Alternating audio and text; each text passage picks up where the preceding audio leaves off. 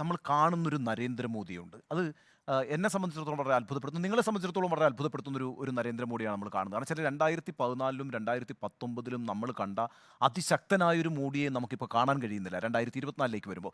മാത്രമല്ല മോഡി വലിയ ആശയക്കുഴപ്പങ്ങളിലാണുള്ളതെന്ന് ഓരോ ഘട്ടം കഴിയുമ്പോഴും അദ്ദേഹം തെളിയിച്ചുകൊണ്ടിരിക്കുകയാണ്. ഇപ്പം ഒന്നാം ഘട്ട തെരഞ്ഞെടുപ്പിലേക്ക് പോകുന്നതിന് മുമ്പ് നമ്മൾ പല പ്രാവശ്യം ചർച്ച ചെയ്തതുപോലെ മോഡി ഭരണത്തിൻ്റെ നേട്ടങ്ങൾ ഉയർത്തിപ്പിടിച്ചുകൊണ്ട് ഈ ലോകത്തെ ഏറ്റവും മികച്ച സമ്പദ് വ്യവസ്ഥയായിട്ട് ഇന്ത്യയെ മാറ്റാൻ പോകുന്നു എന്നുള്ളൊരു വലിയ പ്രചാരണം അഴിച്ചുവിട്ടുകൊണ്ട് ഈ തെരഞ്ഞെടുപ്പിനെ അഭിമുഖീകരിക്കാൻ മോഡിയും BJPയും NDAയും തീരുമാനിക്കുന്നു. പക്ഷേ അത് ഈ പറയുന്ന അടിത്തട്ടിൽ ഒരു ചലനവും ഉണ്ടാക്കുന്നില്ല എന്ന് തിരിച്ചറിയുന്ന മോദി വളരെ പെട്ടെന്ന് വിദ്വേഷ പ്രചാരണത്തിലേക്കും വിദ്വേഷ പ്രസംഗത്തിലേക്കും പോകുന്നു.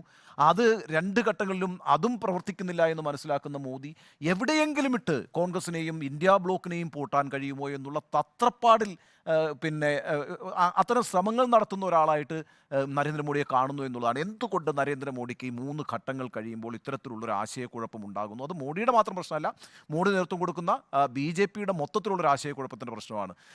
3 ഘട്ടങ്ങളിലായിട്ട് 284 സീറ്റുകളിലേക്കാണ് തെരഞ്ഞെടുപ്പ് നടന്നത്. 284 സീറ്റിൽ ഒരു സീറ്റ് സൂററ്റ് പോയല്ലോ, ബാക്കി 283 സീറ്റ്. നമുക്ക് 284 തന്നെ എടുത്താൽ ആ 284 സീറ്റിൽ 168 സീറ്റുകൾ BJPയുടെ കൈവശം 2019 168 സീറ്റുകൾ.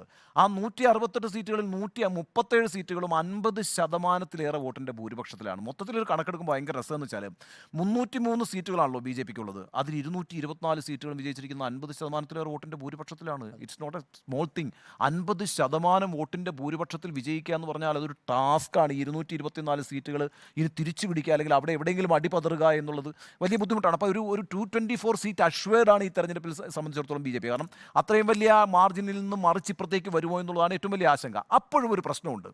ഈ 303 സീറ്റിൽ 100 സീറ്റുകൾ 101 പേർക്ക് സിറ്റിംഗ് MPമാർക്ക് സീറ്റ് കൊടുത്തിട്ടില്ല. അതായത് 224 സീറ്റ് കഴിഞ്ഞാൽ പിന്നെ 79 സീറ്റല്ലേ ഉള്ളൂ. അപ്പം ഈ 50%-ലേറെ ഭൂരിപക്ഷത്തിൽ ജയിച്ച കുറേ പേർ കൂടി സീറ്റ് നിഷേധിച്ചിട്ടുണ്ട്.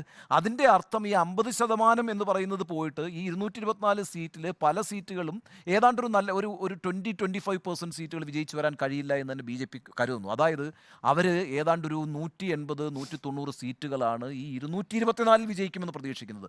ബാക്കി അവർക്ക് മാനേജ് ചെയ്യേണ്ട ഒരു വലിയ സംഖ്യ കിടക്കുകയാണ്. അവിടെയൊക്കെ വലിയ പോരാട്ടം നടക്കുന്നു എന്നുള്ളതാണ് യാഥാർത്ഥ്യം. നമ്മളിപ്പോൾ ഇരിക്കുമ്പോൾ 9 സംസ്ഥാനങ്ങളിൽ തെരഞ്ഞെടുപ്പ് കഴിഞ്ഞു. നമുക്ക് അത് മാത്രം നോക്കാം. കർണാടക, കേരളം, തമിഴ്നാട്, രാജസ്ഥാൻ, ഗുജറാത്ത്, ഛത്തീസ്ഗഡ്, ആസാം, ഉത്തരാഖണ്ഡ്. കർണാടകയിൽ എന്താ സ്ഥിതി? ഒരു കാരണവശാലും കഴിഞ്ഞ പ്രാവശ്യത്തെ വിജയം ആവർത്തിക്കാൻ കഴിയില്ല. ഗുജറാത്തിൽ എന്താ സ്ഥിതി? അവിടെ ഏറ്റവും പ്രധാനപ്പെട്ട ജാതി വിഭാഗത്തെ അത് ഗുജറാത്തിലും രാജസ്ഥാനിലും തലവേദനയായിരിക്കുന്നു. തമിഴ്നാട് നേരത്തെ ഇല്ല, കേരളവും നേരത്തെ ഇല്ല. ഇനിയിപ്പോൾ ഈ പറയുന്ന ഈ 168 സീറ്റിൻ്റെ ഈ 9 സംസ്ഥാനങ്ങളിൽ നിന്ന് ആർജിച്ച 168 സീറ്റിൻ്റെ വിജയം അവർക്കുണ്ടാകുകയില്ല. യോഗേന്ദ്ര യാദവിൻ്റെ രസകരമായൊരു നിരീക്ഷണം വന്നിരിക്കുന്നത്, നമുക്കത് എത്രത്തോളം വിശ്വസനീയമാണെന്ന് എനിക്കറിയില്ല, പക്ഷേ 3 ഘട്ടം കഴിയുമ്പോൾ ഓരോ ഘട്ടത്തിലും 20 സീറ്റ് വീതം കുറഞ്ഞിട്ടുണ്ട് എന്നാണ് BJPയുടെ തന്നെ ഉള്ളിലെ വിലയിരുത്തൽ എന്നാണ് യോഗേന്ദ്ര യാദവ് പറയുന്നത്. അതായത് 60 സീറ്റ് ഓൾറെഡി കുറഞ്ഞിരിക്കുന്നു. ഇനി അടുത്ത 4 ഘട്ടമുണ്ടല്ലോ, ഈ 4 ഘട്ടത്തിൽ അവർക്ക് ആകെ കിട്ടിയിട്ടുള്ള 137 സീറ്റാണ്. 260 സീറ്റുകളാണ് നടക്കാനുള്ളത്. അതിൽ കിട്ടിയിട്ടുള്ള 137 സീറ്റേ കിട്ടിയിട്ടുള്ളൂ. അപ്പം യഥാർത്ഥത്തിൽ ഈ 3 ഘട്ടമായിരുന്നു BJPയെ സംബന്ധിച്ചിടത്തോളം നിർണായകമെന്ന് പറയുന്നത്. അവിടെയാണ് അവർ വലിയ വിജയമുണ്ടാക്കിയത്. ഇനി നടക്കാനിരിക്കുന്ന ഘട്ടങ്ങളിൽ ഏറ്റവും വലിയ വിജയം അവർക്ക് സമ്മാനിച്ച മധ്യപ്രദേശ്, ബീഹാർ, ഉത്തർപ്രദേശിൽ ഒരു പരിധിയോളം, മഹാരാഷ്ട്രയിലും ഒരു പരിധിയോളം. അവിടെയൊന്നും ആ മധ്യപ്രദേശ് ഒഴിച്ച് അവിടെ ഈ പറയുന്ന മറ്റ് സംസ്ഥാനങ്ങളിലൊന്നും തന്നെ ഈ വിജയം കഴിഞ്ഞ പ്രാവശ്യത്തെ പോലെ ആവർത്തിക്കാൻ കഴിയില്ല എന്നുള്ളൊരു നിലയും വന്നിരിക്കുന്നു. ആ അർത്ഥത്തിൽ ഇനി അങ്ങോട്ടേക്ക് നമ്മൾ കാണാൻ പോകുന്നത് ഓരോ ഘട്ടം കഴിയും തോറും അങ്ങേയറ്റം ആശയക്കുഴപ്പത്തിൽപ്പെട്ടൊരു നരേന്ദ്രമോദിയായിരിക്കും. ഇനി അദ്ദേഹം എന്തൊക്കെയാണ് വിളിച്ചു പറയാൻ പോകുന്നതെന്ന് നമുക്ക് തന്നെ ഒരു എത്തുംപിടിയും കിട്ടില്ല. കാരണം വെച്ചാൽ അദ്ദേഹത്തിന് ഒരു എത്തുംപിടിയും കിട്ടിയിട്ടില്ല. അതുകൊണ്ടാണ് ഈ പറയുന്ന നരേന്ദ്രമോദിയെ നിങ്ങൾ നോക്കി ഏറ്റവും നല്ല ക്രാഫ്റ്റ്മാൻ അല്ലേ? ഈ 2014 2019 അജണ്ട നിശ്ചയിക്കുന്നതിൽ, അതിൽ വെച്ച് പ്രചാരണം നടത്തുന്നതിൽ, കുറിക്കുകൊള്ളുന്ന മുദ്രാവാക്യങ്ങൾ ഉയർത്തുന്നതിൽ, ജനങ്ങളെ അടിത്തട്ടിൽ ചെന്ന് ബാധിക്കുന്ന പ്രശ്നങ്ങൾ ഉയർത്തുന്നതിലൊക്കെ ഏറ്റവും കഴിവ് പ്രദർശിപ്പിച്ച് അടിമുടി യഥാർത്ഥത്തിൽ കോൺഗ്രസിനെയും ഈ പ്രതിപക്ഷത്തെയും ഒറ്റയ്ക്ക് നിന്ന് തറപറ്റിച്ച ആളാണ് നരേന്ദ്രമോദിയെങ്കിൽ 2024 അതിന് തിരശ്ശീല ഇട്ടു എന്ന് വിചാരിക്കുന്ന ഒരാളാണ് ഞാൻ.